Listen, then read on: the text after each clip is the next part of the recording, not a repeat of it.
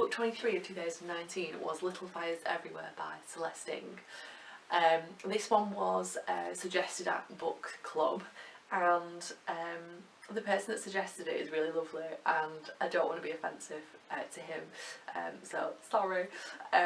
But after kind of going to book club and discussing it, I kind of realised how much I really didn't like it. Like, it kind of polarised my view of it, I think. I thought it was okay, like it was just really like, you know when there's just a book that you read and you get nothing out of it, but it just wastes a bit of time. It's like that, and I hate books like that. Like, and you know when people are like, oh, a holiday read, I'm like, I would rather shoot myself in the face than have a holiday read. So no, like, I don't want to waste my time like mindlessly reading a book. Like, I want some intellectual stimulation, I want to think about it, I want it to change my viewpoint, I want it to improve me further. Like, I'm not one of these people that needs mindless things. Like, you know when people have mindless TV that they just want to shut off to. No, I don't want that. I don't want to shut my brain off. I want it to be, you know, engaged and kind of like being better. So this book was literally mind-numbing, basically. And it's really big as well. Like, look at it, like, what a waste of time. And because I was so silly and forgot that my book club was on, I had to kind of like speed read it in like a day, which was just stressful. So maybe it wouldn't have been that bad if I wasn't stressed reading it. It was just my own fault. But basically, like, Celeste grew up in Shaker Heights, and Shaker Heights is like a bit strange in that it's a planned community, and there's like certain things that you have to do. Like, you know, she talks about like putting garbage out and paint it like a different way, and you know you've got to mow your front grass, or if you don't, like they'll mow it for you and charge you for it. And she kind of like has basically lived quite a sheltered life, because when she leaves Shaker Heights, like, she didn't realise that it was all kind of weird. So she's kind of writing the book as if it's really strange, and it's like, well, yeah, everywhere has different kind of customs and cultures. Like, you know, just because you clearly haven't left America, like, have you been anywhere else where it's different? Like, you know, like, places like Greece, for example, don't have garbage trucks, like garbage like bins of their own. They have a big community one that they all put their garbage in. Like, and I'm saying garbage because she's American or whatever.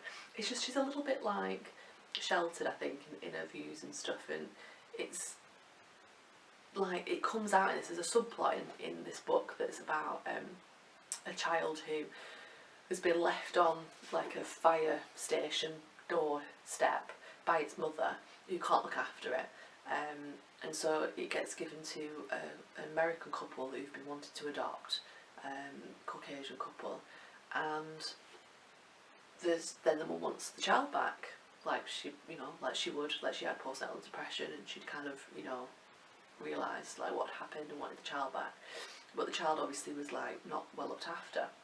So there's a big court case over who should get the child, and Celeste just kind of goes to like town on like, oh, it's, you know, it's interracial kind of differences, and how, you know, a Chinese child can't be brought up by a white, Caucasian family because like they don't understand, you know, Chinese heritage. And it's really kind of like, she kind of presents this couple as, oh, we don't see race, and or we'll take this child to a Chinese once a month, and then when it's a bit older it can eat Chinese food and stuff like that. I was like going to town on like how there's no dolls that are Chinese, so that none of the dolls look like the children or whatever, as if that's reason for why a loving Caucasian couple can't look after a Chinese child. And I was kind of like, what? Like, surely, like, people who've emigrated to America lose their culture anyway because they become integrated in Western culture, and they lose their heritage anyway. And there's like an interview of Celeste, and she's saying the same thing. She's like, oh, I've got the same struggles with my own daughter trying to find her, you know, Asian looking dolls for her and things like that. And it's like, well, it's the same issue then, isn't it? It doesn't matter that it's like a Caucasian couple that's bringing up the child. Like, the issues are that you live in a Western society. This is what the issue is, not the fact that the parents are different. It's like, if you were, you know, if the child was brought up in China, then it'd be a hell of a lot easier, wouldn't it? So it was just kind of like, really, is this what you kind of, you know, are discussing? Like, so it just seemed a little bit dense, really, to do that. And then the actual plot itself, like, the basically one of the should I really say this? I don't know if basically a person in this book, a character in this book, sets fire to a house, which is what it's all about. Look, fires everywhere,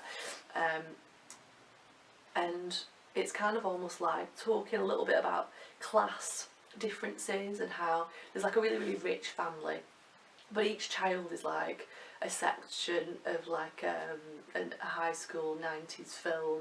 Like, you know, you've got the jocks and you've got the anarchists, and you know, it's basically, come on, like, this has been done in every 90s film. Like, could you not have, they're like cardboard cutout characters, caricatures, I can't even say that word, of like characters, and it's like, there's just no like imagination there at all. And she's got this one character in there that comes, who's representing, it's basically like you've got this really rich family who are the status quo, following the rules. So there's Mrs. Richardson, she's always followed the rules, she's very, very uptight, she's never, you know, it kind of talks a little bit about how she had like a relationship with a boy when she was younger, and you know, he went off and did something and she didn't go with him because she had to follow the rules and stuff, and now, you know, she kind of maybe wanted to do that. And Mia is a kind of like, you know, antithesis, and she is like almost, you know, she just does what she wants. She does like art projects all the time. She doesn't have a full, you know, full-time job. She just works to be able to, you know, fuel her art basically. So she's moved around a lot. She's not settled somewhere.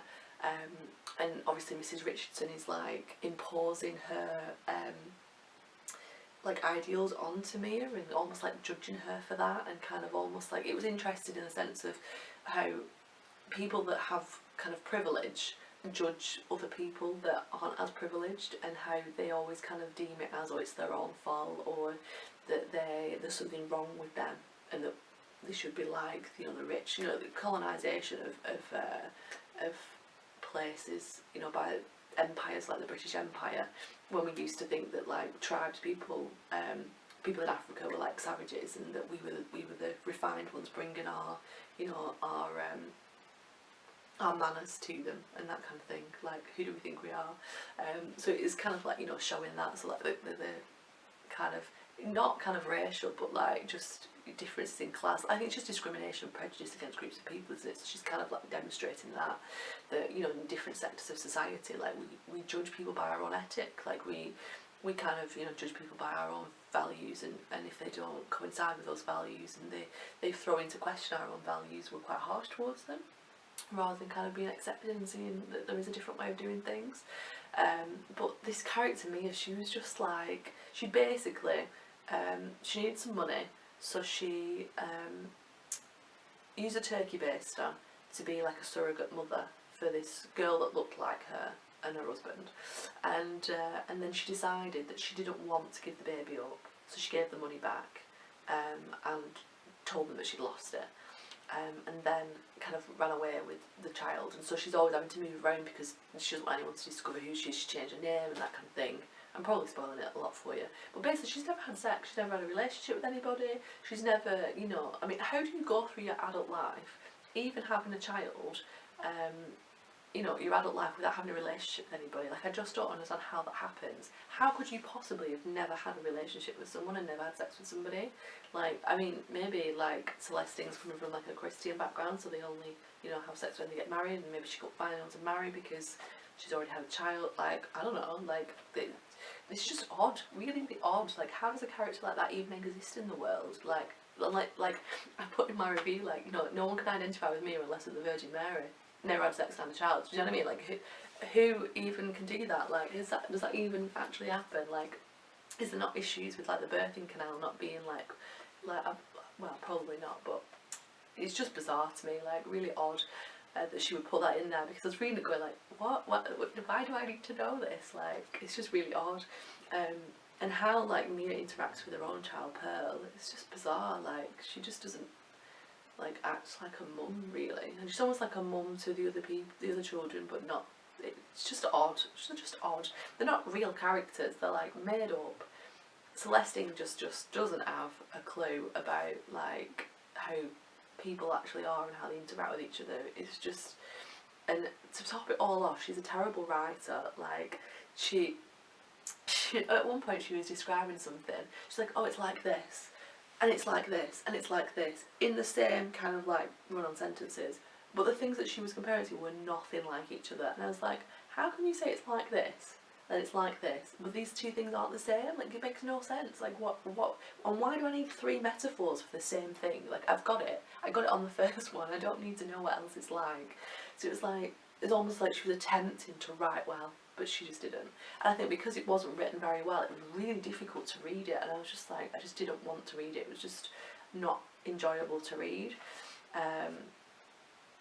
And I like, you know, one of the, like Mrs. Richardson, she just bullies one of her children, like really bullies her.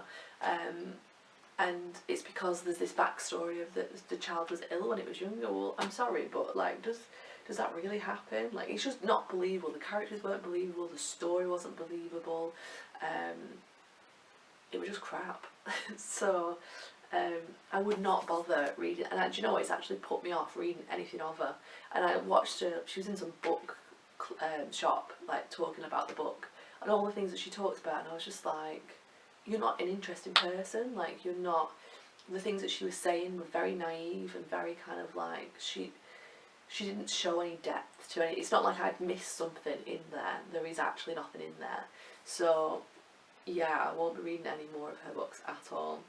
I think she's a very, very privileged individual who is very blinded by her own prejudice, and so I don't think I really want to read something from somebody like that. So yeah, I wouldn't bother.